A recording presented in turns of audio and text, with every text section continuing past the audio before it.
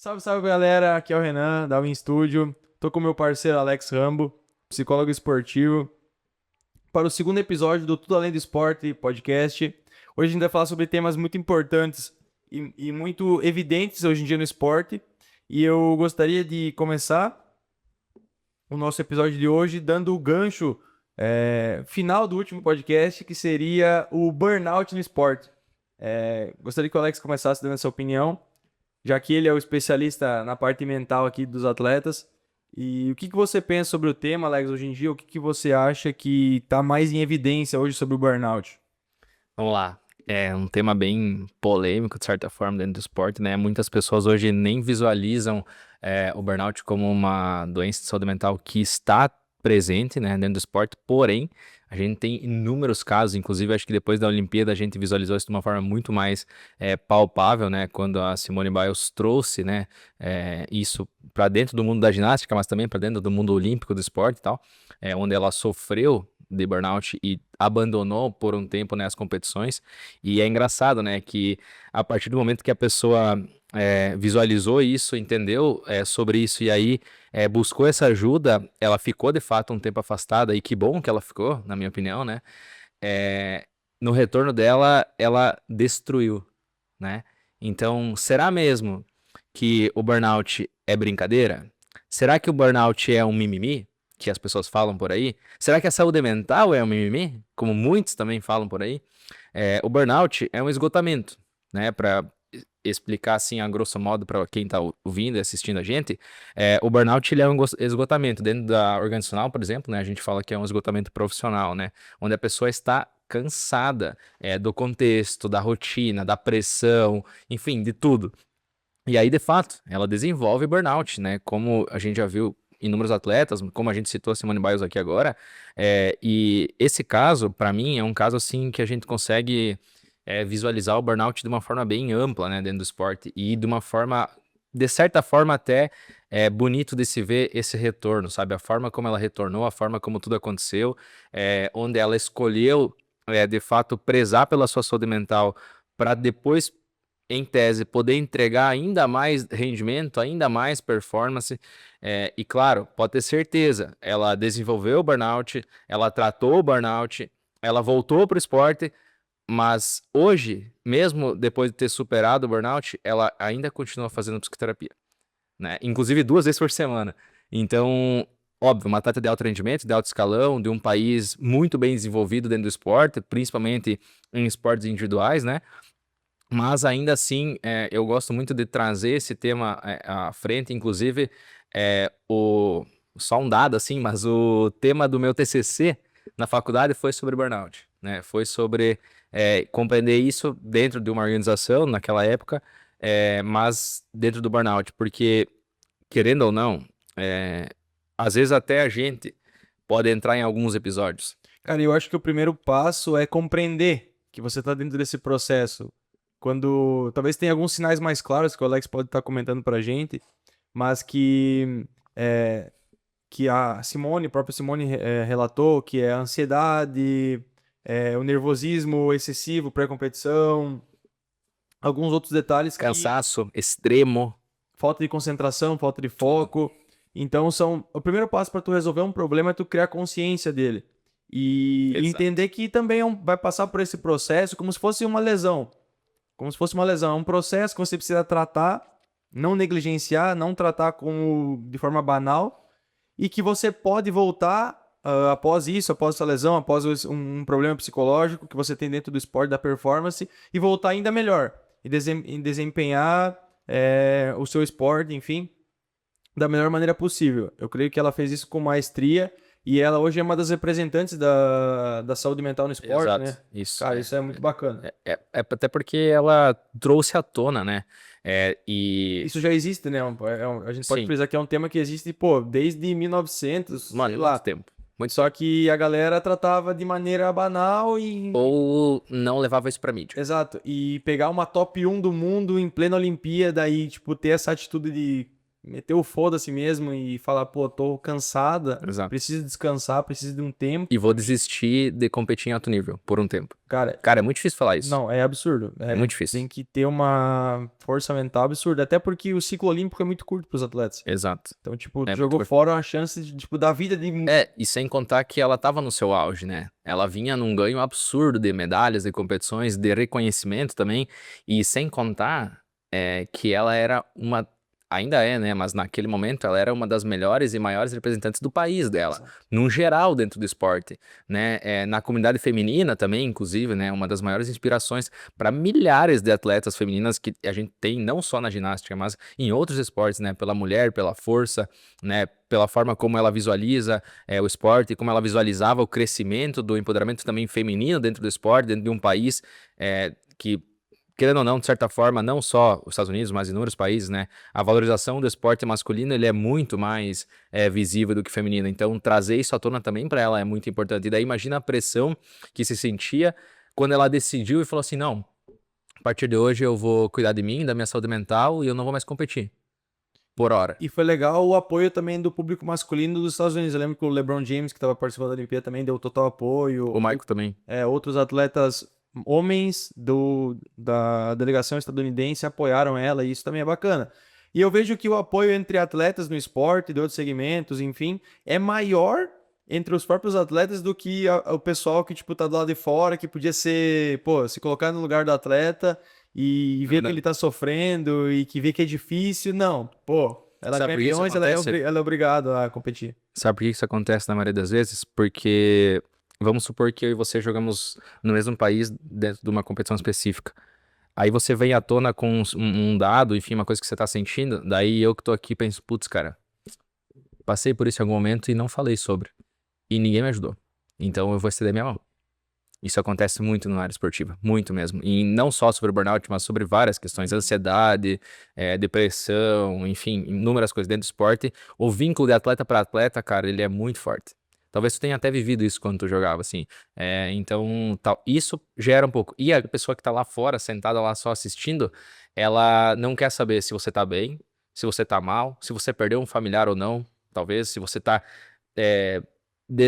sei lá, você não tá feliz com o que tá acontecendo, às vezes você não tá preparado, e você sente que não tá preparado, e mesmo assim precisa competir pra tirar os resultados, ela não tá preocupada Ela com tá isso. só pelo entretenimento. na verdade. Ela só quer que você vença pra ela comemorar, pra ela postar uma foto sua, pra ela ter orgulho do país que ela vive. Só isso. A grosso modo é isso. Eu sei que é foda falar isso, mas é que realmente é assim que acontece na maioria das vezes, cara. A pessoa às vezes vai assistir uma pessoa assim e nunca viu sobre esporte, mas postar a foto na rede social e falar que a pessoa é campeã, é isso que precisa. Então, o endorso de tudo isso não é visto. Cara, e tem outros casos também famosos que aconteceram recentemente também. Teve da Naomi Osaka, que abandonou o Roland Garros também pelo mesmo motivo da Simone Biles também, burnout no esporte. Teve um caso que veio à tona que aconteceu antigamente, mas não foi lidado dessa forma, que até o Michael Phelps ele trouxe que ele tinha muita ansiedade pré-competição, só que ele conseguiu canalizar isso de forma a melhorar ainda mais a performance, mas chega num ponto que eu acho que deveria falar, qual que é uma linha muito tênue, eu acho, entre a ansiedade para competir, enquanto isso ela é boa e enquanto ela pode te fazer mal, quanto ela é prejudicial. Eu acho que é uma linha muito tênue que eu acho que pode trazer para Concordo, assim, totalmente. Inclusive, claro que a gente estabelece um vínculo com o atleta para poder trabalhar isso, mas pegando, assim, um exemplo, né? Se você consegue entender como a sua ansiedade vem à tona, já é um ponto muito positivo para que tu consiga trabalhar. Mas muitas das vezes a gente não consegue entender, assim, sei por que tô sentindo ou o que tá me fazendo, o que tá me causando ansiedade, né? Na maioria das vezes não é tão simples, porque também não é simples, porque nem sempre essa ansiedade que tu sente pré-competição ou pré-jogo nem tá ligado ao esporte. Por exemplo, aconteceu uma coisa em casa, aconteceu uma coisa na escola, aconteceu uma coisa com relacionamento, qualquer coisa. E aí, aquilo, você não consegue desligar uma chavezinha, entrar na quadra ou em qualquer lugar e falar, não tenho problemas, sou uma pessoa que tá free de problemas e eu vou entrar aqui, vou fazer meu melhor e não vou ter nada pra se preocupar. É muito difícil tirar o eu do atleta separar, tipo assim, eu gosto muito de alguns atletas que conseguiram fazer isso, que é uma raridade absurda. Era, O Kobe Bryant, por exemplo, ele tinha um modo Mamba, que ele, mentality. que ele Uhum. conseguia separar completamente o Kobe da parte da Mamba Negra, no caso. Ele entrava lá, ficava sério e conseguia separar completamente o atleta da pessoa. Tipo, tem um caso muito legal da Olimpíada de 2008, da Espanha contra os Estados Unidos, né? Que no primeiro jogo ele fala, que, no jogo eles iam jogar contra a Espanha, ele fala no pré-jogo que eu vou pegar o Paul Gasol e vou arrebentar ele com o primeiro lance de jogo. E o Paul Gasol era padrinho da filha dele, tipo, e todo mundo deu risada, falou, cara, isso não é possível, tipo, tá zoando com a nossa cara. Ele pega e dá uma entrada criminosa, assim, no Paul Gasol com 1 segundo de jogo, assim, e falou, pô, não tô pra brincadeira. Aqui eu mataria pela vitória, sabe? Tipo, e tem diversos outros casos de atletas, tipo, tem o David Goggins, que é ultramaratonista, que ele consegue separar. Existe o David e existe o Goggins, que quando ele entra no modo sanguinário, digamos assim, Goggins, ele se transforma em outra pessoa, muda até a personalidade. Uhum. E, sei lá, eu gostaria que tu falasse É também. possível de fazer isso, mas é muito difícil. E assim, é muito difícil até predisposição, assim, cara. Isso tem que vir muito antes da psicologia, inclusive, entrar na vida do cara, sabe? Da qualquer pessoa. É muito difícil fazer isso. Muito difícil mesmo. É como, por exemplo, se a gente pegar 1000 pessoas, quantas dessas conseguem fazer? O número é muito pequeno, sabe? Então, de fato, é difícil. O que tu ia falar? Eu ia dizer, dentro dessa característica dessas pessoas, se existe, claro, eu pedi se é treinável isso, tu já me passou que talvez seja, mas é muito difícil de conseguir palpar, e se tem alguma característica de pessoas, características mentais de pessoas que chegaram no alto desempenho, assim, no topo. Se tem alguma diferença mental, assim, cara, Sim. resiliência, o que é? Quais as principais características das pessoas que Ah, chegaram lá? entendi. Pegando um pouquinho o gancho que a gente teve no episódio anterior, entre o atleta amador e o profissional. Para mim, 3 pontos assim que são imprescindíveis e que são treináveis, óbvio, mas que precisam de muita dedicação do atleta. É resiliência, disciplina e constância. Para mim, são 3 coisas que são assim imprescindíveis, porque com disciplina você tem constância, Uhum. né? Para ter constância, eu preciso ser resiliente, porque nem tudo vai dar certo, nem sempre vai sair como eu quero, né? Então, esses 3 são pilares assim que para que eu tenha uma saúde mental boa, adequada e que faça sentido e que eu também consiga almejar resultados que eu quero, e alcançar de fato esses resultados, esses 3 pilares para mim são imprescindíveis. A gente precisa ter isso. É, Quem chegou lá, com certeza teve isso. E foi treinado para isso também, porque a gente pode entender o contexto. O que é cada coisa, o significado disso tudo. Mas a gente também precisa entender que tudo isso vai ter coisas que vão entrar no meio do caminho e que a gente vai precisar trabalhar. Que não são esses 3 pilares, que são outras coisas que também são muito importantes.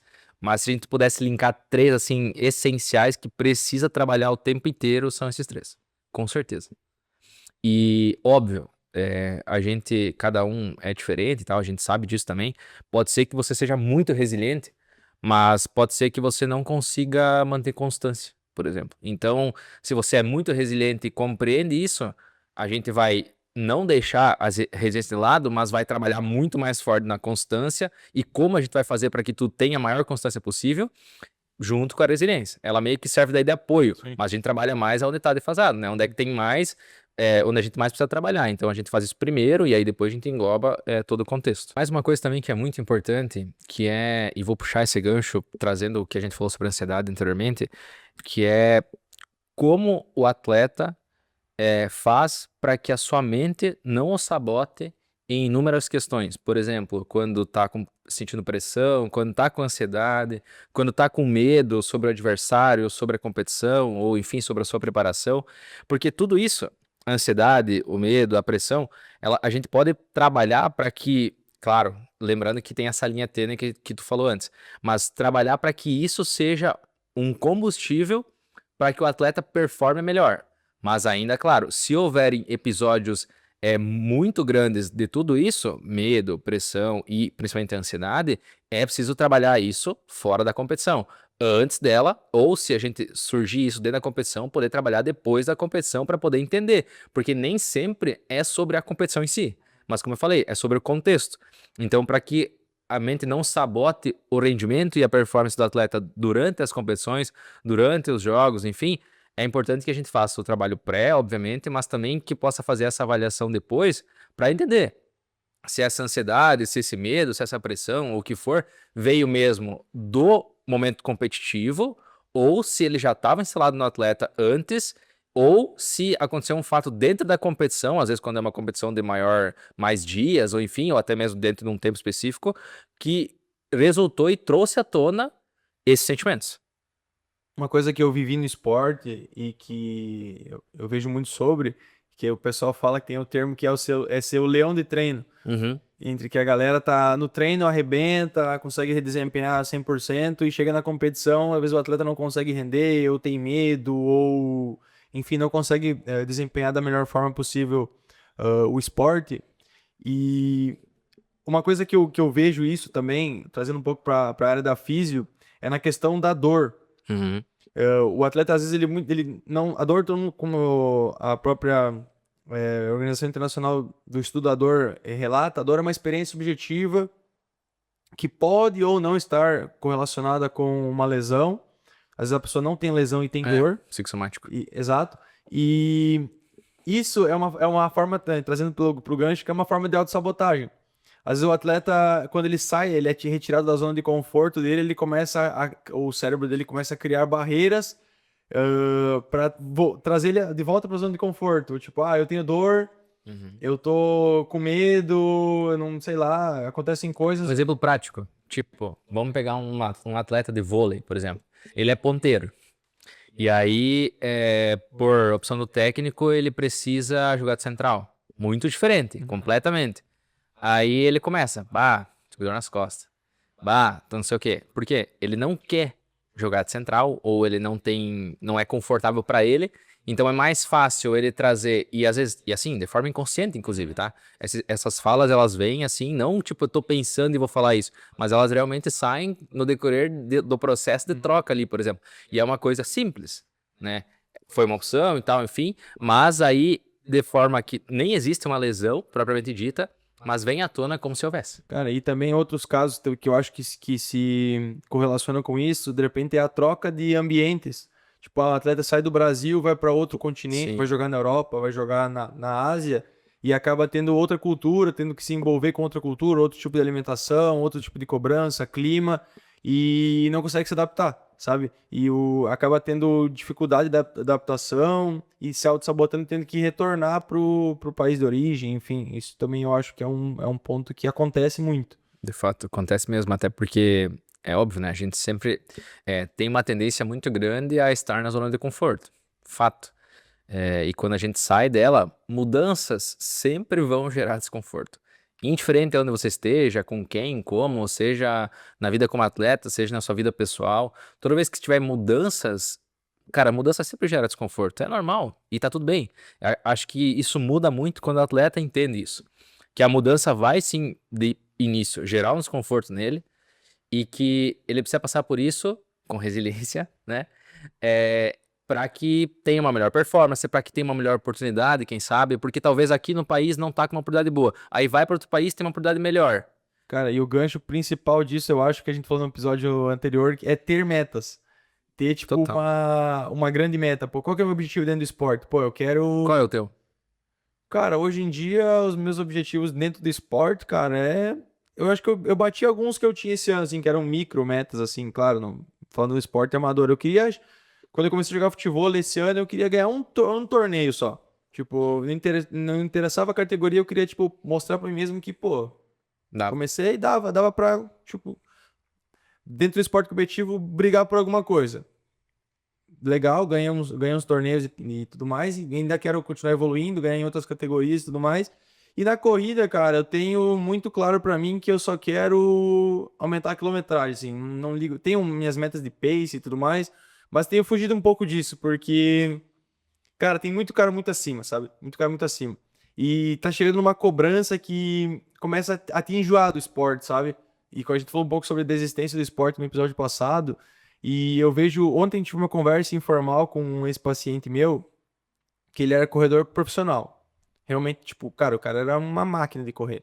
E ele acabou relatando pra mim que perdeu, sabe, o tesão na corrida, sabe? Pelo excesso de cobrança, pelo excesso de desempenho, o retorno financeiro não é tão alto. Então, ele, tipo, ele começou a querer sair um pouco da parte competitiva e entrar na parte recreacional, pô. Correr pra realmente sair do Desestressar. conforto, pra, pô, me relaxar. Hobby. Exato. E quando eu penso sobre a corrida, pra mim, teve uns meses atrás que eu tava correndo, tipo, todos os dias, uma quilometragem muito alta. Cara, eu passei um mês, assim, com refugo da corrida, tipo, sério. Começou a me enjoar e minha cabeça começou, pô, era um dia perfeito pra correr, eu achava que todo dia era ruim, sabe?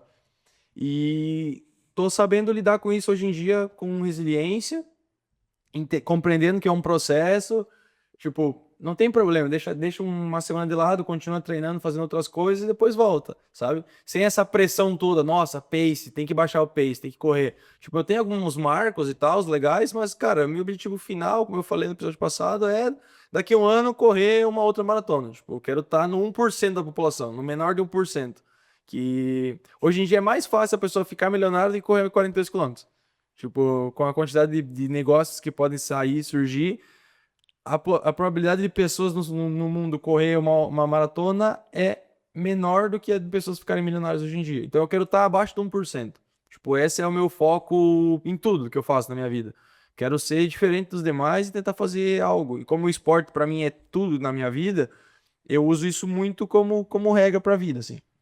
Massa. Até tu de novo entrou num tema assim que é muito importante, né, sobre a meta, e aí vai uma ideia assim para quem tá ouvindo, assistindo, enfim. Talvez com o planejamento, isso que tu acabou de mencionar seja muito mais fácil de alcançar, né? Perfeito. Porque se não houver o planejamento, tu nem saberia responder essa pergunta para mim. Provavelmente tu vai falar, não sei, talvez tal coisa, talvez aquilo, mas sem uma objetividade que precisa ter, inclusive, né, no esporte. Até uma coisa que também é sempre importante mencionar quando a gente fala sobre objetivo, quando a gente fala sobre crescimento dentro do esporte, é de que a gente também precisa acreditar. E acreditar não é dizer que, eu sou o melhor e pronto, acabou. Mas é acreditar que todos os dias, quando tu vai treinar, todos os dias, quando tu vai se dedicar, tu vai ser melhor do que ontem. E não é melhor que todo mundo. Eu sou o melhor do mundo. Cara, não é isso. Mas eu prefiro que você diga e que você estabeleça isso em você mesmo, que você vai ser melhor que ontem. Porque isso também é ser resiliente consigo mesmo, é ter constância consigo mesmo e compreender que o esporte, para além de tudo, transforma vidas. E pode transformar a tua. E não é sobre dinheiro que eu tô falando. É sobre disciplina, né? É sobre ser uma pessoa melhor, é sobre ter mais oportunidades, ter mais pontos de contato, enfim, inúmeras coisas. Não, eu sempre prezo muito e prego muito isso para as pessoas que estão no meu círculo social, que eu sempre falo, o esporte me trouxe tudo. E uns anos atrás eu fui ingrato com o futsal, tipo, tava com raiva do esporte, enfim. Mas, cara, tipo, hoje em dia eu penso que, mano, apesar de tudo que aconteceu de ruim, que acontece muita coisa ruim, tu vai se Sim. machucar, vai sentir dor, vai sofrer, vai chorar, vai ficar triste porque perdeu, vai ficar feliz porque ganhou. São processos que, cara, eles acontecem dentro do esporte. E eu sou muito grato por ter começado o esporte, indico o esporte para todo mundo, para 100% das pessoas. E não importa qual esporte seja. E você não precisa ser bom. Tipo, você não precisa ser o. Cara, todo mundo no começo vai ser ruim. Isso é um fato. Tem pessoas que nascem com talento, tem dom, mas na parte Não tem dom. física ali, tu já discorda dessa parte? Total. Talento, beleza. Dom não existe. Então pode ser o termo técnico talento então, que eu quis me referir. Porque, cara, tem pessoas que vão ter mais facilidade de aprendizado nesse sentido, mas não se trata de ser o melhor, ou enfim, mas é Concordo. criar o hábito de praticar o esporte, porque ele vai te devolver muito. Convivência com outras pessoas, resiliência, motivação, disciplina. Me proporcionou, falando individualmente, falando, é, conheci vários lugares, conheci muitas pessoas, fiz amizade. Pô, tem amigo que joga na Letônia, na Lituânia, em Portugal. Pô, portas abertas em outros espaços que, pô, o quanto isso engrandece. Se não fosse pelo esporte, como que eu ia conseguir isso? Claro, pode conseguir de outras formas, mas eu acho que talvez o Mais esporte difícil. seja mais fácil.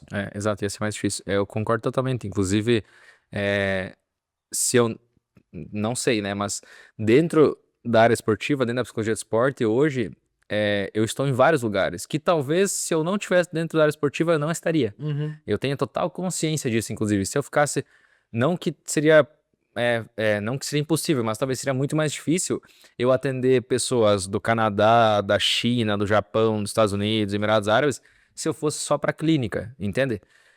E dentro do esporte eu consigo chegar nessas pessoas de uma forma muito mais fácil, de certa forma. Então, para mim também, é exatamente isso. O esporte abriu muitas portas, né? Não no meu eu atleta, mas muito no meu eu profissional da psicologia. E um ponto que eu tinha dentro da clínica, né, falando sobre clínica de fisioterapia, eu tinha uma dificuldade muito grande em atender pessoas, vamos dizer, comuns, assim. Não entendam que o comum não é ser Sim, comum, sim. mas existe muita diferença, como a gente falou, entre o atleta amador e o profissional, da pessoa comum pro atleta amador, pro atleta profissional. Cara, tipo, o nível de Abordagem consciência diferente. o nível de consciência que a pessoa tem de que, pô, ela precisa disso.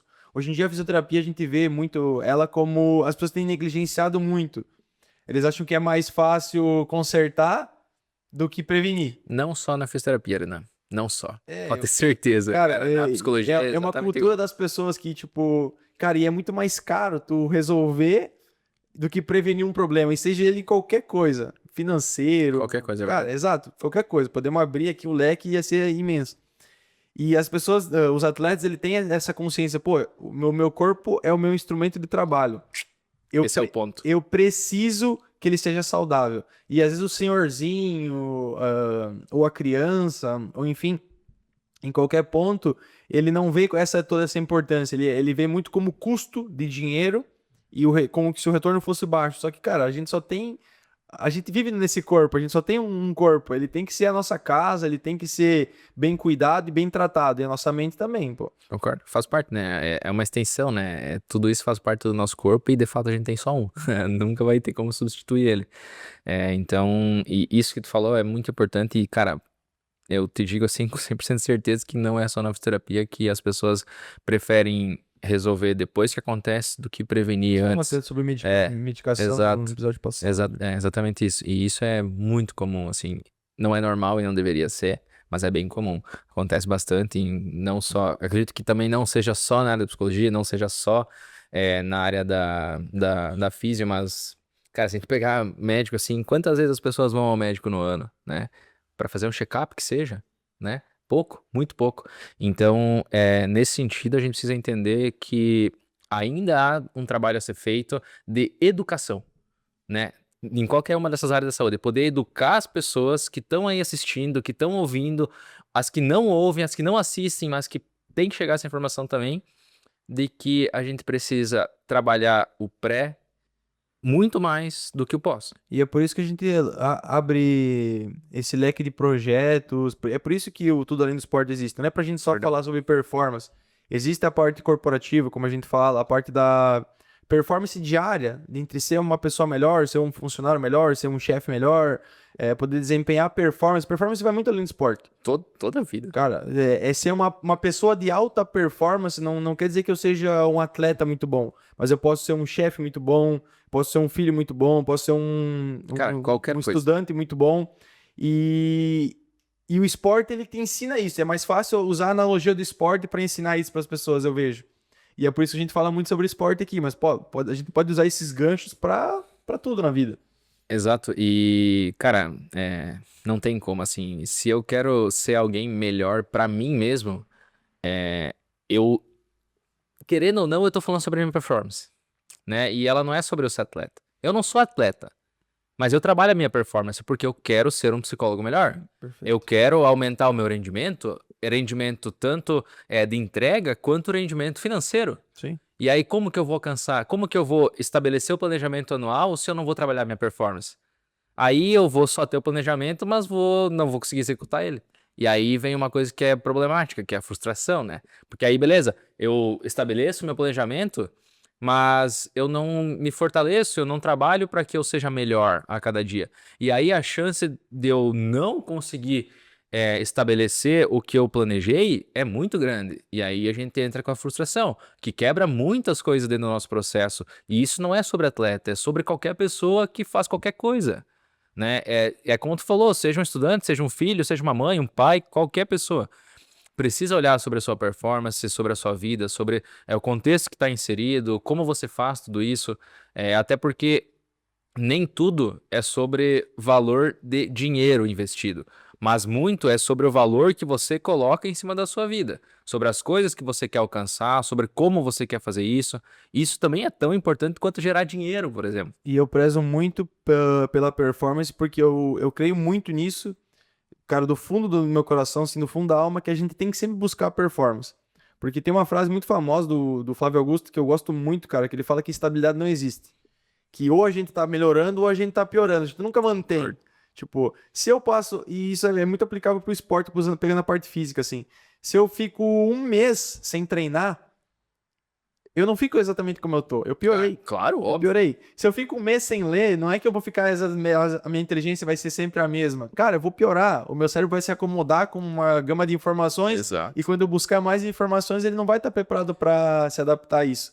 Então, cara, busque melhorar, independente da área da sua vida. Se você for qualquer profissional, qualquer área, ou no esporte, procure áreas que vão te melhorar para você atingir os objetivos que você quer. Isso é um fato, um ponto, assim, Verdade. que a gente deixou bem claro aqui.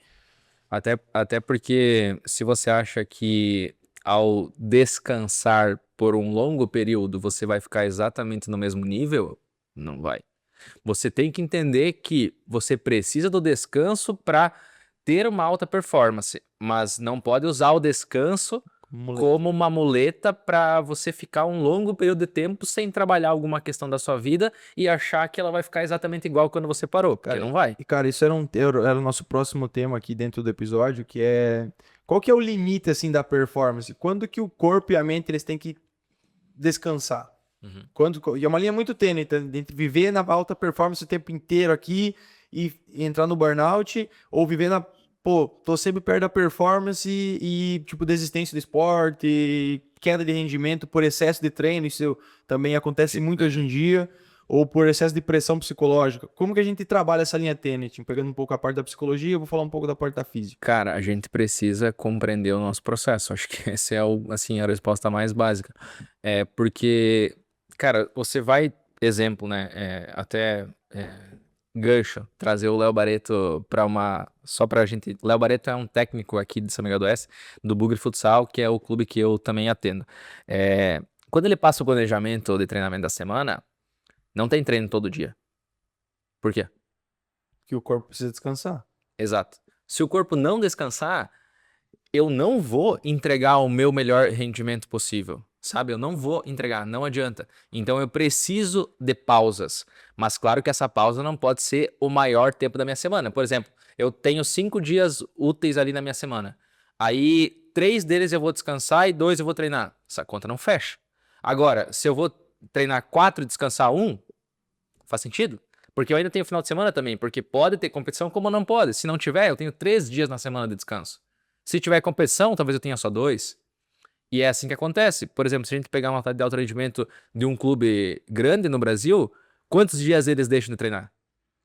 Só que eles têm períodos. E períodos são importantes. Então, isso muda tudo. Então, a gente precisa compreender os períodos. Galera, e a gente já está se encaminhando para os minutos finais aí, e como está sendo de praxe aqui no Tudo Além do Esporte podcast, a gente vai deixar sempre uma mensagem final, uma indicação de livro. Então, vou passar a bola para o Alex para ele deixar a mensagem final, talvez indicação de algum material, algum livro, algum filme, podcast. Tem um material muito bom. Se chama e-book Inteligência Emocional para Atletas. Onde é que dá para encontrar isso? Galera, no site do Alex Rambo, alexrambopsico.com.br, tem lá todos os produtos, tem alguns e-books, alguns produtos. Para você que é pai de atleta, existe um material muito bacana lá. Verdade. E é barato, cara. Bom e barato. Pelo conteúdo que tem, é muito barato. Inclusive, é para trazer informação, é para trazer prática também para os pais, para poder compreender ainda mais os seus atletas, né, os seus filhos, enfim, dentro do esporte. Se tu ir lá no meu Instagram, né, também na bio do Instagram, tem, né, os links do podcast também, os dois, tanto esse quanto o que está no Spotify, que é só sobre atletas de elite, onde a gente traz vivências, situações e tal, que aí é só áudio, né? Mas também lá dentro do Instagram tem o link dos e-books, né? Tanto para atleta quanto para pais de atleta. E de fato é muito barato mesmo, é realmente só para poder pagar a questão dos design, a questão da produção, correção de texto, essas coisas e tudo mais. Mas o conteúdo que está lá dentro é um conteúdo muito bom, muito prático, tem situações lá dentro para que tanto o atleta quanto os pais do atleta podem fazer isso prático mesmo, né? Poder aplicar na sua vida, no seu contexto e tal. Então, vale a pena a conferência, de fato. Eu acho que é bem importante esses conteúdos para vocês que estão assistindo. E não é só sobre quem é um atleta de base, mas todos os atletas no geral. Seja você atleta amador também, a inteligência emocional ela é muito importante para ti. Inclusive, num próximo episódio, a gente pode, inclusive, falar, né, sobre a inteligência emocional, poder aplicar toda ela, como a gente faz tudo isso, porque hoje para você ser um atleta de elite, você precisa de várias coisas, mas uma delas, com certeza, é ter uma inteligência emocional boa, ok? Porque isso muda o jogo, cara, muda a competição, muda a forma como tu vê as coisas. O mental hoje, ele importa muito. E o quanto antes tu entender isso e aplicar isso na tua vida, mais chance tu tem de melhorar a performance, de melhorar rendimento e também de alcançar objetivos que você almeja hoje, amanhã, ou daqui um ano, 2, 10, tanto faz. Então, isso é muito importante. E ainda, além disso, se você quer ouvir um pouco sobre a psicologia do esporte, mas de forma mais curta, 5, 6 minutos, em intervalos rápidos do seu dia a dia, acesse lá no Spotify. O podcast Atleta de Elite. Lá são áudios curtos, 5, 6, o máximo tem 12 minutos. Então lá tem muita coisa e, cara, é de graça. Né? Ainda mais é de graça. Isso aqui é de graça, você pode assistir, pode mandar para todo mundo. O podcast Atleta de Elite é de graça também, você pode mandar para todo mundo, pode ouvir em qualquer momento do seu dia. Então aproveite, porque conteúdo bom e de graça, a gente tem pouco no mercado. Então, quando pessoas se disponibilizam a gravar, a produzir esse tipo de conteúdo, aproveite. Valorizem esse tempo aí. Valoriza, Porque exatamente. o tempo é o nosso recurso mais escasso. Fato. Então, quando a gente tira um pouco do nosso tempo aqui para gravar esse podcast, edita com muito carinho, entrega para vocês, não é esperando retorno financeiro em troca, mas é para passar a mensagem. Passar a mensagem da performance, de quanto ela é importante, de como o esporte é importante, de como a saúde mental é importante, de como cuidar da sua saúde é importante. Exato, no geral, né? Não só sobre o mental, mas sobre a sua saúde física também. Muito também sobre a sua alimentação, que também são coisas que a gente vai trazer em próximos episódios aí pra vocês, pra gente poder entender esses 3 pilares, a importância de tudo isso, o teu físico, a tua alimentação e o teu mental.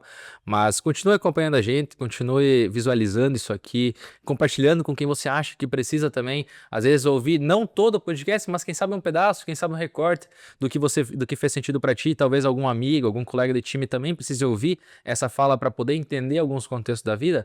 Pô, manda lá, manda para essa pessoa, compartilha com os teus amigos, com quem é do esporte, com quem não é do esporte, porque performance, como a gente falou, não é só sobre esporte, é sobre qualquer coisa. E além disso, tem uma coisa muito importante que eu gostaria de deixar falado hoje aqui, que se você é atleta e quer de fato melhorar a tua performance, invista nela. Invista valor financeiro, invista valor de tempo, invista dedicação, invista disciplina, invista em você. Até tava lendo aquele livro que tu indicou no episódio passado, que é do Federer, e aí tem um textinho assim bem breve, nas primeiras páginas, que o jornalista traz sobre o Djokovic, onde ele fala que invista em você dentro do esporte. Se você quer alguma coisa, se você quer crescer, se você quer se autovalorizar, invista em E você. a gente tem grandes casos por aí para se inspirar. Cristiano Ronaldo, LeBron James, eu acho que são talvez os principais, assim. Cara, os caras investiram todo o dinheiro e todo o tempo que eles tinham para manter a longevidade no esporte. Exato. Cara, então use isso como exemplo e traga para sua realidade. Talvez a sua realidade monetária, a sua realidade de tempo. Se você é atleta amador também, adequar o seu tempo, planejamento é muito importante, ter mini metas é muito importante para você conseguir adequar isso com o seu trabalho, com o seu estudo. Sempre dá tempo. Quando você quer, sempre dá tempo. A falta de tempo não é uma desculpa para as pessoas usarem. Só usa a desculpa de falta de tempo quem não quer chegar lá, quem não tem objetivo. Bela fala, viu? Pô, isso aí tu matou tudo. E a minha mensagem final, galera, eu comecei um livro novo e vou deixar já a indicação para vocês, de um escritor japonês, ele é corredor, que é O que eu falo quando eu falo sobre a corrida. E eu não terminei o livro ainda, mas já tô ali na metade dele. E tem uma frase muito importante, cara, de um senhor de 50 anos que é corredor e também virou atleta de triatlo, que a dor ela é inevitável dentro do esporte, mas o sofrimento ela é opcional. Então é uma frase que me marcou muito dentro disso, porque ele fala muito sobre a corrida, né? A corrida é muito sobre isso. Começa a doer tudo, mas o que você vai fazer com essa dor é uma escolha completamente sua. É muito mais da sua mente do que do seu corpo. Então eu gostaria de deixar essa mensagem final ali e encerrar por aqui o episódio. Não sei se o Alex tem mais um. Se vocês, novamente, né, se vocês tiverem assuntos que vocês queiram que a gente discuta, que a gente traga pessoas aqui sobre assuntos específicos, deixa nos comentários ou entra no nosso Instagram, entra lá no alexramo.psico, no do Renan também. A gente vai deixar ali na descrição os Instagrams para vocês poderem ir lá, mandar mensagem, enfim, achar se vocês acreditam que tem alguma coisa que vocês gostariam que a gente falasse, exato, que fosse pertinente pra gente discutir, deixa nos comentários, manda pra gente, não tenha vergonha disso, fique à vontade de fato, porque muito mais do que a gente visualiza aqui como importante, quem sabe tem coisas que você aí em casa visualiza e gostaria muito de ouvir pessoas falando, que talvez a gente nunca vai falar porque a gente não sabe. Não sabe o que a pessoa quer ouvir, né? E algo que é muito falado às vezes nas universidades, enfim, acho que você já ouviu isso, que a dúvida do outro pode ser a tua. Exato. A tua dúvida pode ser a do outro. Então, a gente tá sempre muito aberto a conversar sobre isso. É um assunto que a gente gosta muito de falar. Então, chama a gente, curta, comenta, compartilha com quem você acha que precisa ouvir. E, galera, forte abraço para todo mundo. A gente agradece os ouvintes e até a próxima. Valeu, galera. Até mais. Fiquem bem.